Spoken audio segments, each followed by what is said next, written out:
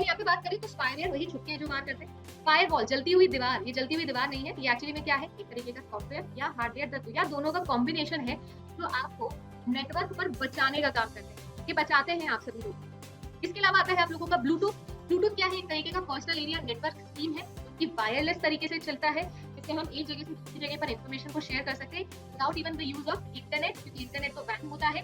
अब ये ब्लूटूथ होता है गाइस, ब्लूटूथ की रेंज बहुत इंपॉर्टेंट है, लगभग 1 मीटर के आसपास, 100 सेंटीमीटर के आसपास या मैक्सिमम 10 मीटर तक आप इसको लेके जा सकते हैं। 10 मीटर भी बहुत ज्यादा हो जाता है, right. Denial of service attack एक तरीके का सीवियर अटैक होता है जिसके अंदर आपके जो सर्वर है उस पर हम इतना ज्यादा डेटा को लोड कर देते हैं कि डेटा लोड करते समय जो ऑथेंटिक यूजर है वो बेचारा अपने खुद के ही ऑथराइज्ड सर्विसेज को यूज नहीं कर सकता।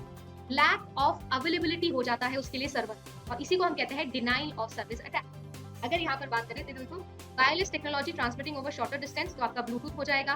Software that allows the user to gain information about another person's computer activity, spyware हो जाएगा। An attack on network which involves flooding the network with useless traffic, denial of service हो जाएगा। Hardware या software which are designed to protect the network by controlling the data, तो आपको पता है कि ये चीज क्या हो जाएगी, आपकी फायरवॉल हो जाएगी, राइट। तो अगर आपको कीवर्ड्स पता है तो आपका क्वेश्चन कहीं नहीं जाने वाला, इसीलिए बार बार मैं आप लोगों को फोकस करने कह रही हूँ, कीवर्ड्स पर फोकस करिए। यहाँ पर ये सारी की सारी फुल फॉर्म्स या ये सारे के सारे डेफिनेशंस आप लोगों को डिटेल में मैंने पढ़ाया। मैं एक बता देती हूँ, जैसे कि टीचर है, ठीक है, और TCJACCV, बताइए जी। अच्छा, ये हमने सीखा था क्या, ये हमने सीखा हुआ है क्या कि ABCD लिखनी नहीं होती है, ये ट्रिक सिखाई थी आपको। चलो कोई नहीं, देखो अगर आप यहाँ पर नोटिस करो तो TUV लिखा है, E और C में देखो तो CDE लिखा है, यानी यहाँ पर +1 हो रहा है, यहाँ पर -1 हो रहा है, या कुछ बच्चे इसको +2 -2 भी लिख सकते हैं। आपको याद है ना, दोनों ही सही है। मैं एक डिजिट जो मिसिंग है वो लिखती हूँ, कभी कभी आप 2 लिखते हो, कुछ बच्चों की आदत होती है, तो वो भी सही है। At the end of the day answer same आना चाहिए। रीजनिंग का यही मतलब होता है, सबके अपने अपने लॉजिक्स होते हैं। ABC, ठीक है ना, ABC। इसी तरीके से आप देखोगे तो HG, राइट, बस कुछ भी नहीं है, वही हो रहा है, GHIJ, ठीक है। फिर E के बाद में है तो CDE है, R के बाद में T लिखा है तो PQR है, तो TUV है। बस इसी तरीके से आप लोगों के सारे बनते जा रहे हैं, है ना। एक जगह +1, एक जगह -1, एक जगह +1, एक जगह -1। सेम चीज आप देखोगे तो सर्जन में भी आपको मिलेगी, सेम चीज, है ना। यहाँ पर +1, यहाँ पर -1, यहाँ पर +1, यहाँ पर -1 करो, फिर +1, फिर -1, फिर +1, और फिर देखो STU, ठीक है। फिर यहाँ पर U के लिए उल्टा लिखना है, U के लिए क्या लिखोगे, उल्टा लिखोगे। तो अगर आप लोग देखो तो यहाँ पर हो जाएगा STU, देखो +1 -1 +1 -1 करना है और फिर इसका रिवर्स कर देना है, तो आप लोगों के पास में कोड हो जाएगा PMGETSU।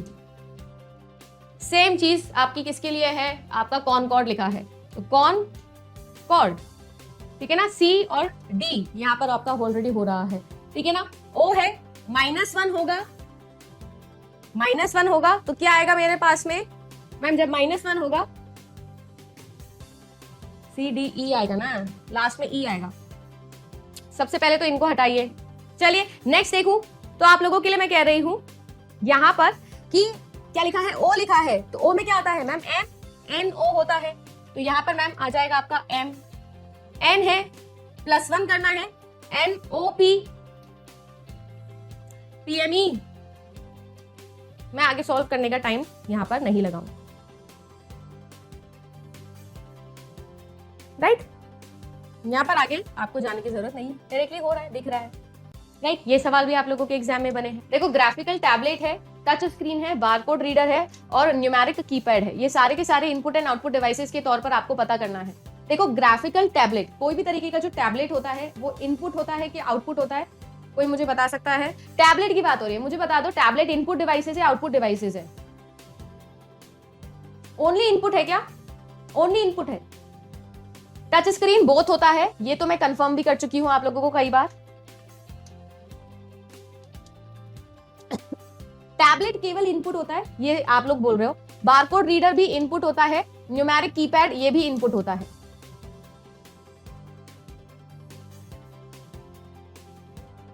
मैंने नहीं बोला टैबलेट को ओनली इनपुट।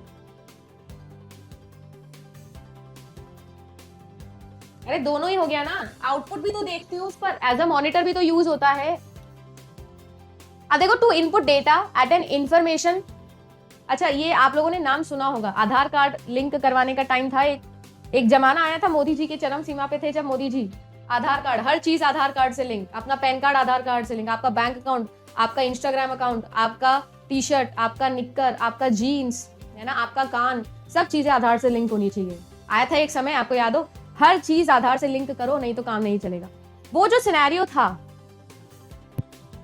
उस सिनेरियो के अंदर हम लोगों ने बहुत सारी नई नई एप्लीकेशन सीखी थी। उसमें से एक जो है ना, वो यहाँ पर लिखी हुई है, किसॉक। ठीक है, ये किससे रिलेटेड था? ये टच स्क्रीन से रिलेटेड था।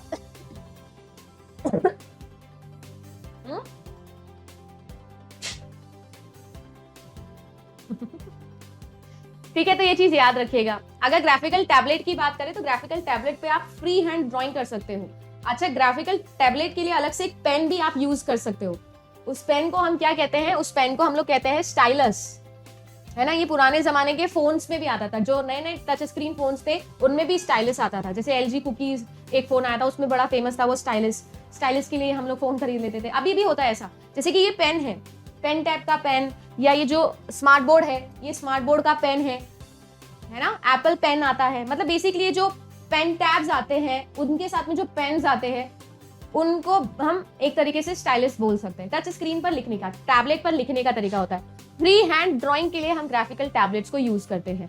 ठीक है जी। आपके सुपरमार्केट के अंदर POS के तौर पर यूज किया जाता है। बारकोड रीडर होता है या न्यूमेरिक कीपैड होता है, मैम अच्छे से हम जानते हैं।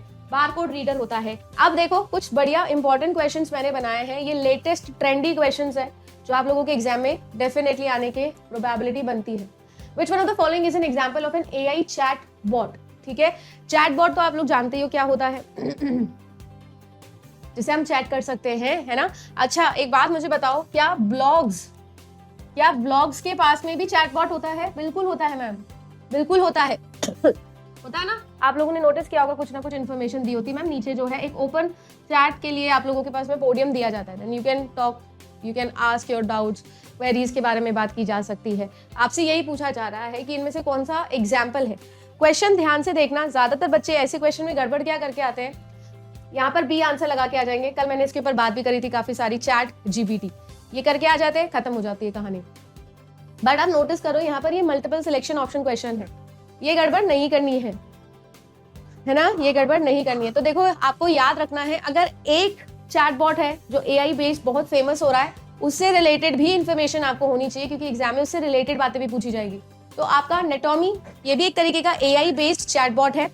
आपका चैट GPT, ये तो है ही, जो अभी लेटेस्ट ट्रेंडी है, सबसे ज्यादा चल रहा है। ड्रिफ्ट और आपका ला MDA, ये भी आप लोगों के क्या है गाइस, AI बेस्ड चैटबॉट ही है। सारे के सारे क्या है, AI बेस्ड चैटबॉट है। आर्टिफिशियल इंटेलिजेंस,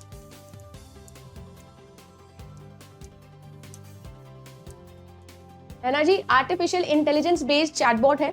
इनसे आप क्वेरी कर सकते हो, बात कर सकते हो, आप कुछ भी करो। ये एक बिल्कुल वेबसाइट के जैसा, एक सर्च इंजन के जैसे काम करते हैं और मैनुअल सर्च इंजन जैसा काम करते हैं। गूगल का जो सर्च इंजन आपको जो फिल्टर करके इन्फॉर्मेशन देता है, आप कभी भी कुछ भी गूगल पे सर्च करते हो तो आपने देखा होगा ना, टॉप 10 लिंक्स आपके पास में आ जाते हैं। फिर आप उन वेबसाइट्स पे या उन ब्लॉग्स पे जाते हो, उनको स्टडी करते हो, इन्फॉर्मेशन लेते हो। वहां पर आपको खुद से फिल्टर करना पड़ता है कि मान लीजिए आपने कभी कभी कुछ चीजें हैं जो आपको नहीं मिल रही है अच्छे से, तो आपको सर्फिंग करनी पड़ती है ना, सो दैट आप टारगेटेड क्वेरी या टारगेटेड सॉल्यूशन तक पहुंच सको। यहाँ ऐसा गेम नहीं है। आप जब इन चारों पर सर्च करते हो, स्पेशली चैट GPT आजकल चल रहा है, कल चला के देखा था मैंने, सबको बोला था चला के देखना। चैट GPT पे जब जाते हो ना आप, तो आपको कोई भी जरूरत नहीं होती सर्फिंग करने की। एग्जैक्ट वर्ड टू वर्ड आप लोगों के पास में क्या आ जाता है, बिल्कुल ऐसा सोल्यूशन आता है जैसा कोई ह्यूमन बीइंग। जैसे आप मुझसे डाउट पूछते हो, आप मुझसे पूछोगे कि मैम फील्ड स्टडी प्लीज बता दीजिए क्या होता है, तो मुझे पता है कि एग्जैक्ट क्या आंसर देना है, सो दैट आप लोग सेटिस्फाई हो जाओ। बिल्कुल वैसा ही जवाब आप लोगों को आर्टिफिशियल इंटेलिजेंस बेस्ड चैटबॉट्स देते हैं। केस स्टडी कैसा होता है नेचर में, मैम केस स्टडी जो है वो क्वालिटेटिव इन नेचर होता है। सही बात है क्या? बिल्कुल सही बात है जी। जो केस स्टडी होता है वो क्वालिटेटिव इन नेचर होता है। मैम हमको तो इनफैक्ट ये भी पता है कि जो केस स्टडी है वो डिस्क्रिप्टिव रिसर्च का क्वालिटेटिव फॉर्म है। Descriptive research can be both qualitative as well as quantitative. Qualitative form of descriptive research जो क्या का प्रेजेंट समय के अंदर व्हाट का आंसर दे, उसे हम डिस्क्रिप्टिव रिसर्च कहते हैं। और उसमें हम लोग पढ़ते हैं केस स्टडी क्वालिटेटिव एनालिसिस के तौर पे, और सर्वे स्टडी पढ़ते हैं क्वांटिटेटिव एनालिसिस के पर्सपेक्टिव से। अगर ये चीज आपको याद है तो हो जाए एक बार थम्स अप जल्दी से। याद है? चलिए आइए, अब मैंने क्या बोला था, पहला स्टेप कि कोई भी टाइप की आया रिसर्च उसमें आप क्वालिटेटिव क्वांटिटेटिव पहचान लो। अब उसके अकॉर्डिंग ऑप्शंस को क्या करो, एलिमिनेट करो। ऑप्शन नंबर सी उठा के देखो, ऑप्शन नंबर सी उठा के देखो, लिखा ही क्वांटिटेटिव है। मैम कुछ भी लिखा हो, मैंने पढ़ना ही नहीं। जब ये क्वालिटेटिव है तो ये क्वांटिटेटिव मैंने छूना ही नहीं है। सी सी सी आंसर, ज्यादा जोश आ गया, सॉरी। आंसर, अरे मैं क्या कह रही हूं, हुआ फिर से। Exploratory research is one of the most repeated topics जो आप लोगों के टाइप्स ऑफ रिसर्च में पूछा जाता है, बहुत बार पूछा जाता है। एक्सप्लोरेटरी रिसर्च का मतलब क्या होता है, पहले तो आप लोगों को ये बता चुकी हूं मैं कई बार। एक्सप्लोरेटरी रिसर्च का क्या मतलब होता है? मैम एक्सप्लोरेटरी रिसर्च का मतलब होता है जिस चीज को हम लोग एक्सप्लोर करने का काम कर रहे हैं, किसी चीज को एक्सप्लोर करने का। कोई भी चीज एक्सप्लोर क्यों की जाती है? क्योंकि मुझे उसका क्लियर आइडिया नहीं होता मैम, मुझे उसका क्लियर आइडिया नहीं होता, करेक्टली पता नहीं होता है कि क्या इसका मतलब है, इसीलिए तो हम क्या कर रहे हैं, उसको एक्सप्लोर कर रहे हैं। एक्सप्लोर करने का मतलब या करने के लिए कोई कारण ओरिएंटेड होता है क्या? एक्सप्लोर करना किसी कारण के लिए होता है या किसी चीज को बेटर अंडरस्टैंड करने के लिए होता है? मतलब मैं आपसे ये पूछना चाहती हूं, आप जब कॉज एंड इफेक्ट स्टडी करते हो, है ना, कॉज एंड इफेक्ट स्टडी जब आप सभी लोग करते हो, तो इसके अंदर क्या रिलेशन है इन लोगों का, ये पता करने के लिए आप लोग एक्सप्लोरेटरी स्टडी लगाते हो क्या? अगर एक्सप्लोरेटरी स्टडी क्या इन दोनों का रिलेशन है या ये कैसे एक दूसरे से रिलेटेड है, अगर इसके लिए लगा दी तो फिर एक्सप्लेनेटरी स्टडी कहां लगाओगे? अगर हम कॉजुअलिटी को यहां डिफाइन कर देंगे तो फिर मैम हम एक्सप्लेनेटरी स्टडी में क्या करेंगे? बेटर अंडरस्टैंडिंग के लिए, बिल्कुल सही। इसका रीजन क्या होता है करने का? मैम हाइपोथेसिस क्रिएट करना। एक्सप्लोरेटरी स्टडी के और दूसरे भी नाम होते हैं, जल्दी जल्दी से दूसरे नाम बता दो। मैम देखो, सबसे पहले तो इसका नाम होता है पायलट स्टडी,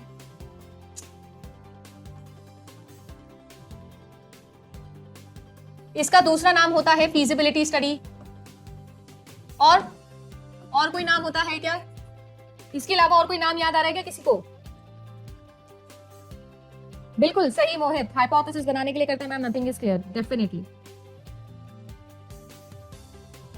और कोई नाम एक्सप्लोरेटरी स्टडी का? मैम पायलट स्टडी बोलते हैं, फीजिबिलिटी स्टडी बोलते हैं, एक और नाम है, आप लोग बताओ।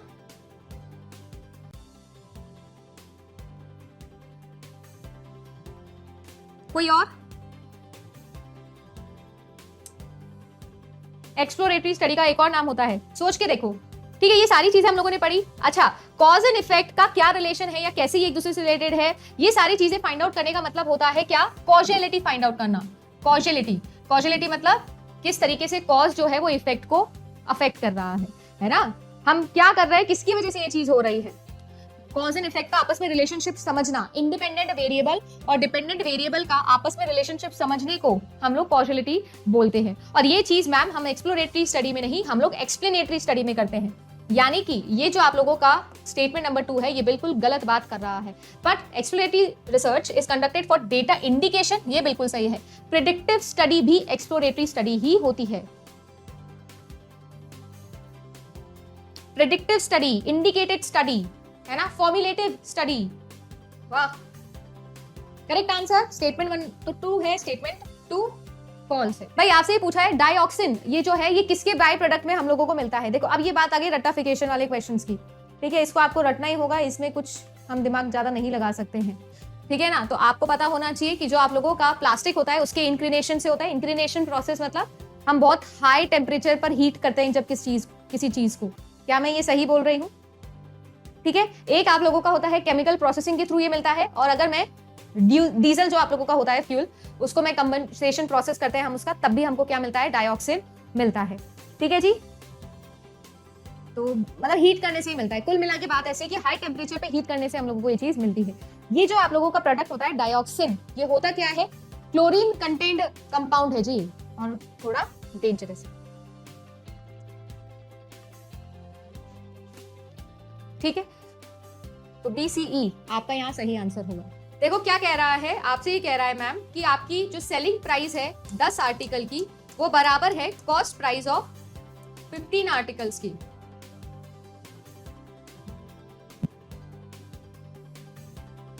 कॉस्ट प्राइस 15 आर्टिकल की, सेलिंग प्राइस 10 की, तो 100% प्रॉफिट हुआ होगा।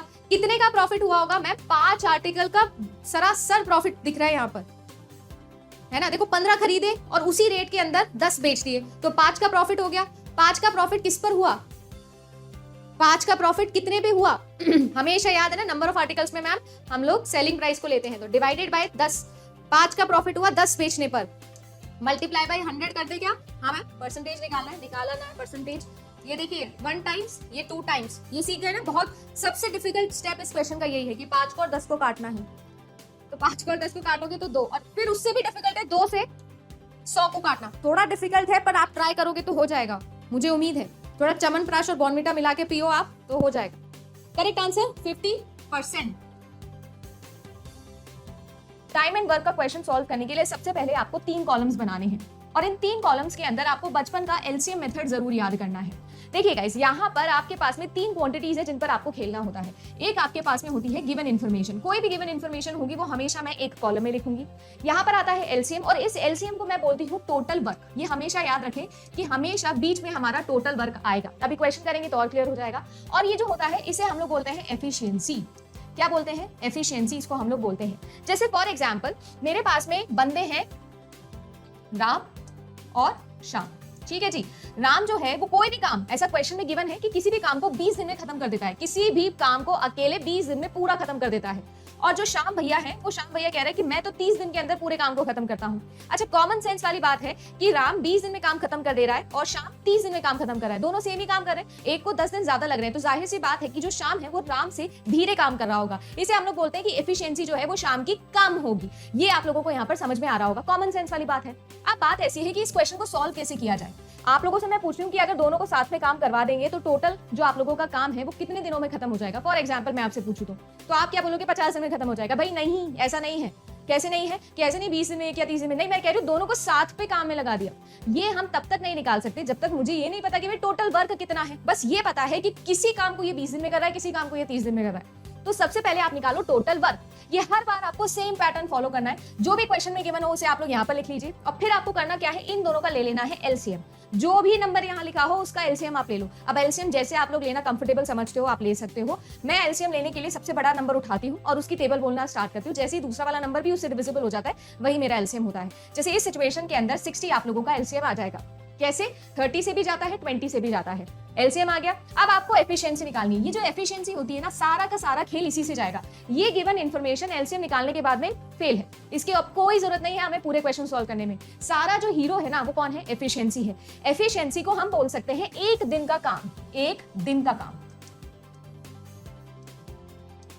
एक दिन का काम से मेरा मतलब ये है, मुझे ये पता है कि पूरा काम ये 20 दिन में कर सकता है और टोटल काम मुझे पता है कि 60 दिन का है। तो मैं भाई 60/20 करके मैं ये नहीं निकाल सकती क्या कि ये एक दिन में कितना काम करता होगा। तो 0 से 0 यहाँ कटा और 3 आप लोगों के पास में आ गया। एक्चुअली मैंने किया क्या है, मैंने ये निकाल लिया कि राम 20 दिन में पूरा काम खत्म कर रहा था। बट मैं क्या पूछ रही हूँ आप लोगों से, बताओ कि एक दिन में राम कितना काम कर रहा था। तो एक दिन में राम 3 यूनिट का काम कर रहा था। इसको अक्सर मैं चेयर से समझाती हूँ क्योंकि मैंने भी चेयर से ही समझा था। मान लीजिए कि राम जो है वो 20 दिन में सारी चेयर्स बना देता है। कितनी? 60। कैसे निकाली? एलसीएम से। ये हर बार ट्रू होगा। अब शाम कितनी बना रहा है ये भी हम निकाल सकते हैं। कैसे निकाल सकते हैं मैम? 60 को आप डिवाइड कर दो 30 से, तो कितना आ जाएगा? 2 आ जाएगा। यानी कि राम एक दिन के अंदर 3 चेयर बना रहा है और शाम एक दिन के अंदर 2 चेयर बना रहा है, जो कि ऑब्वियस भी है। अभी आपसे बोला था राम 20 दिन में काम खत्म कर दे रहा है, तो ऑब्वियस ही बात है ना कि एक दिन के अंदर राम ज्यादा काम करता हो तभी तो शाम से 10 दिन पहले काम खत्म कर देता है। तो वो मैंने यहाँ पर प्रूव भी करके दिखा दिया। भाई एक दिन में जो ज्यादा काम करेगा, ऑब्वियस ही बात है कि वो आप लोगों से काम जल्दी खत्म कर देगा। आप एक टॉपिक को पढ़ते हो, ठीक है ना, आपको एक टॉपिक पढ़ने में 3 दिन लग रहे हैं और किसी और को या आपके दोस्त को एक टॉपिक पढ़ने में 2 ही दिन लग रहे हैं, तो दोनों में से किसकी एफिशिएंसी ज्यादा अच्छी? उसकी एफिशिएंसी ज्यादा अच्छी। वैसे ही निकालना है। अब टोटल एफिशिएंसी बताओ मुझे कितनी आ गई? टोटल एफिशिएंसी आ गई मैम 5। इसका मतलब क्या है? इसका मतलब ये है कि एक दिन के अंदर दोनों राम जी और श्याम जी दोनों मिलके क्या कर रहे हैं? 5 चेयर बना दे रहे हैं। मैं आपसे कह रही हूँ कि इनको बनानी है 60 चेयर। और एक दिन में बना रहे हैं 5, तो 60/5 करके क्या मैं ये नहीं निकाल सकती टोटल चेयर कितने टाइम में बनेंगी? भाई एक दिन में 5 बना दे रहे हैं और 2 दिन के अंदर कितनी बनाएंगे? 10। ऐसे करते करते करते करते क्या 12 दिन के अंदर, 12 डेज के अंदर ये पूरी की पूरी चेयर्स नहीं बना देंगे? बस यही आपको करना था और आंसर निकल जाना था। अकेले में यहां पर क्या है, एक कंपनी का नाम है, एक सॉफ्टवेयर कंपनी है जिसका नाम है एडोब। एडोब एक्रोबैट अगर लिख दूं तो वो सॉफ्टवेयर आता है।